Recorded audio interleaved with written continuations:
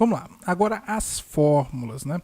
Nós já vimos aí que a força de atrito vai ser representada da seguinte forma, vai ser um FAT, que significa força de atrito, tá? E ela é um vetor quando a gente estiver mostrando as setinhas, e quando a gente estiver trabalhando com a intensidade dela, ela vai ser simplesmente FAT sem essa setinha. Se a força de atrito ela for cinética, deixa eu escrever aqui, ó. Se ela for cinética, nós vamos representar por FAT C. Tá bom? Você pode colocar um parêntese aqui ou não, fica a seu critério. Quando a força de atrito ela for estática, então ela vai ser representada por FAT e um E aqui, tá? Então, ó, não muda muita coisa, só o cinético e o estático. Lembrando, o cinético é quando o objeto está em movimento em relação à superfície, tá? Por onde ele está. E o estático é quando ele está parado em relação a essa superfície, tudo bem? Vamos lá, professor, como é que a gente calcula a força de atrito? É bem simples. Uma coisa que eu tenho certeza que você já percebeu é que, por exemplo, se você coloca a sua mão em cima de uma superfície, quanto mais pressão você faz sobre essa superfície, maior o atrito entre você e essa superfície quando você vai, por exemplo, puxar essa mão para trás, tá? Maior vai ser a intensidade dessa força de atrito aqui, contrária ao seu movimento se você começar a arrastar a sua mão para baixo, para trás, se você estiver pressionando muito a superfície. E essa pressão à superfície que a gente faz, ela tem um nome, ela é a força normal. Você aplica uma normal no solo, tá? E o solo reage com uma normal de igual intensidade. Essa é a terceira lei de Newton, ou seja, quanto maior a normal, maior a força de atrito. Concordam comigo? Pronto. Se quanto maior a normal, maior a força de atrito, então a normal ela tem que aparecer aqui, tá? Outra coisa que influencia na força de atrito é o tipo de superfície, tá? Então, deve haver uma característica da superfície ou das superfícies em contato que diga se o atrito é grande ou pequeno. Por exemplo, se eu coloco duas superfícies metálicas, o atrito pode ser pequeno. Tá? Se eu coloco duas superfícies extremamente enrugadas, o atrito pode ser alto. Se eu coloco água entre duas superfícies, muda alguma coisa, porque aumenta o espaçamento entre essas superfícies e os dentinhos eles vão se tocar menos. Então, deve haver um número que resuma todas essas informações, e existe de fato. Tá? O número que resume todas essas informações é essa letra aqui grega, tá? Que ela é a letra Mi. Tá bom? A letra Mi ela é chamada de coeficiente de atrito. E ela resume as características de deslizamento entre as duas superfícies que estão em contato. Tá?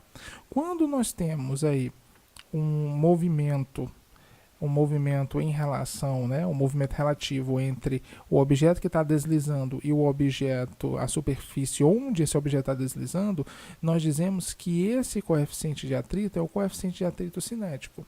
Tá? Quando a superfície ainda está parada, o coeficiente de atrito é chamado de estático. Professor, e depende também da normal? Depende da normal também, tá? Então, as duas fórmulas, tanto do coeficiente de atrito cinético como do coeficiente de atrito estático, elas são iguais. A diferença é que aqui o objeto está em movimento em relação à superfície e aqui o objeto está parado em relação à superfície, tá? A força de atrito estático que nós utilizamos, ela necessariamente, que a gente utiliza já que ela muda à medida que você vai colocando força e os dentinhos vão cada vez trabalhando mais, a que a gente mais utiliza é a força de atrito estático máxima, tá? E necessariamente, já que há o rompimento dos dentinhos, o coeficiente de atrito estático máximo, ele é maior do o coeficiente de atrito cinético, tá? Professor, por que isso faz sentido? Faz, cara, porque o que acontece? Nessa situação aqui, os dentinhos ainda não se romperam. Aqui os dentinhos já se romperam, tá? E isso eu estou falando só do máximo, porque esse cara pode ser menor que esse, dependendo da intensidade da força que você está usando para empurrar e tirar o objeto do canto, tá bom? Então não esquece, força de atrito igual a coeficiente de atrito vezes a normal, tá? Uma coisa que a gente pode fazer, por exemplo, para diminuir o coeficiente de atrito entre duas superfícies é jogar água nessa superfície com sabão. A formação de bolhas vai fazer os dentinhos ficarem cada vez mais distantes. Dentes distantes causam pouco atrito, tá bom?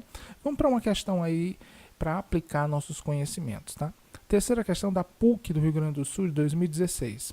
Sobre uma caixa de 120 kg, atua uma força horizontal constante F de intensidade 600 N. Ou seja, eu tenho uma caixa de 120 kg, tá? E eu estou empurrando ela para a direita, por exemplo, com 600 N de força. A caixa encontra-se sobre uma superfície horizontal em um local no qual a aceleração da gravidade é 10. Para que a aceleração da caixa seja constante, com módulo igual a 2 metros por segundo ao quadrado, ou seja, eu quero empurrar essa caixa de 120 kg e eu quero que a aceleração dela seja 2. Tá? E tem a mesma orientação da força F, ou seja, ela vai para frente, o coeficiente de atrito cinético, ou seja, se está em movimento tem que ser atrito cinético, entre a superfície da caixa deve ser. Então ele está procurando o μ cinético. Ele tem que procurar o μ cinético porque o nosso bloco está em movimento, tá bom? Então vamos lá. A ideia aqui é bem simples mesmo, tá? Nós temos aqui os dados. Quais são os dados que nós temos? Nós temos a massa do... Deixa eu colocar em azul, cara, porque eu já estava usando aí, vai até para amarelo. Então, a massa do meu bloco é de 120 quilos, tá? A força que eu estou aplicando é de 600 newtons. A aceleração da gravidade, que é g, é 10 metros por segundo ao quadrado. E a aceleração que eu quero que o meu objeto tenha é de 2 metros por segundo ao quadrado, tá bom? Então, primeira coisa que você vai fazer é imaginar... outra coisa, ele aqui é o coeficiente de atrito cinético. Você vai imaginar a situação. Se você não consegue imaginar a situação, procure um psiquiatra, tá? Porque você está carente aí de imaginação. Então é o seguinte, tenta imaginar essa situação. Bem fácil. Eu imagino assim, uma superfície, um bloco aqui de 120 quilos, tá? Um bloco bem gordinho, e você está aplicando uma força nele para a direita de 600 newtons. Só isso que está acontecendo, tá? Como a nossa superfície ela não é lisa, ela tem atrito. Então, vai haver uma força de atrito contrária ao meu movimento aqui, ó. Ó a força de atrito aqui, ó. Enquanto eu empurro o meu objeto para frente, a força de atrito, ela está para trás. Tá aqui a força de atrito. E como o nosso objeto ele está em movimento em relação à superfície, vai ser uma força de atrito cinético. E como é que eu sei que ele está em movimento, professor? Porque tem uma aceleração, tá? Essa seta é só para representar o sentido da aceleração, para a direita com igual a 2 metros por segundo ao quadrado, tudo bem? Então eu quero saber o coeficiente de atrito. Só que o coeficiente de atrito está dentro da força de atrito. Então, para achar o coeficiente de atrito, eu tenho que achar a força de atrito primeiro, tudo bem? E é bem simples essa ideia. Como tudo que nós fazemos aí em dinâmica, tá? E vocês já perceberam isso, sempre que você quer alguma coisa relacionada à força e à aceleração, você aplica a segunda lei de Newton. Então, vamos aplicar a segunda lei de Newton, tá? Força resultante é igual à massa do objeto que está sendo empurrado vezes a aceleração desse objeto. Professor, quem é a força resultante? É o somatório de todas as forças. Se as forças estão para a direita, são positivas. Se estão para a esquerda, são negativas. Tá? Então, 600 newtons está para a direita, então ele é positivo. Força de atrito está para a esquerda, então ela é uma força negativa. Tá? A massa do objeto é 120. A aceleração dele é 2. Então, eu consigo fazer essa conta para achar a força de atrito bem fácil. 600 menos força de atrito, repetindo esse primeiro lado, é igual a 120 vezes 2, que dá 240. Tá?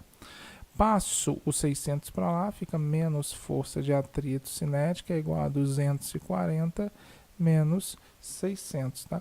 240 menos 600 dá igual a 360 newtons negativos. Se eu multiplicar tudo por menos 1, vai ficar tudo positivo. Então, a força de atrito é 360 newtons. Só que eu não quero a força de atrito, eu quero saber o coeficiente de atrito entre essas superfícies. Então, vamos lá. Eu lembro que eu acabei de aprender, eu acabei de ver aqui, que força de atrito cinética é igual a coeficiente de atrito cinético vezes a normal. Então, vamos lá. força de atrito cinética é igual a coeficiente de atrito cinético vezes a normal. Professor, peraí, para achar o coeficiente de atrito, eu tenho que ter a força de atrito que eu tenho e a normal que eu não tenho. Que negócio é esse? Vamos achar normal, cara, bem simples, tá? Muito simples mesmo. Se você parar para pensar um pouco, como essa superfície é perfeitamente horizontal, nós vamos ter duas forças atuando sobre ela, sobre o bloco. A primeira é a força peso aqui, que puxa sempre ele para baixo, e a segunda é a normal, reação ao toque do bloco sobre a superfície, tá? Como não há movimento aqui na vertical, nós podemos dizer sem medo que o peso é igual a normal, ou que a normal é igual ao peso, tá? Então, como o peso do objeto é a massa dele vezes a gravidade, ó, onde tinha peso eu coloquei mg, nós vamos ter que a normal é igual a massa vezes gravidade. Como a massa é 120 e a gravidade é 10, nós vamos ter que a nossa normal é 120 vezes 10, ou seja, 1.200 newtons. Então essa é a minha força normal. Acabei de achar normal. Professor, vai ser sempre assim? Caras, quando a superfície for perfeitamente horizontal, sim, tá? E se não tiver nenhum objeto em cima, por exemplo, sim, tá bom? Quando não, você tem que levar em consideração a inclinação da superfície. Então, acabei de achar normal. Vamos lá. Força de atrito, acabei de ver, que é igual a 360. Coeficiente de atrito cinético, não sei. Normal, 1.200. Então, coeficiente de atrito cinético vai ser 360 dividido por 1.200, tá? Deixa eu fazer aqui na minha calculadora. 300, mas dá para você fazer aí, tá? Deixa de preguiça.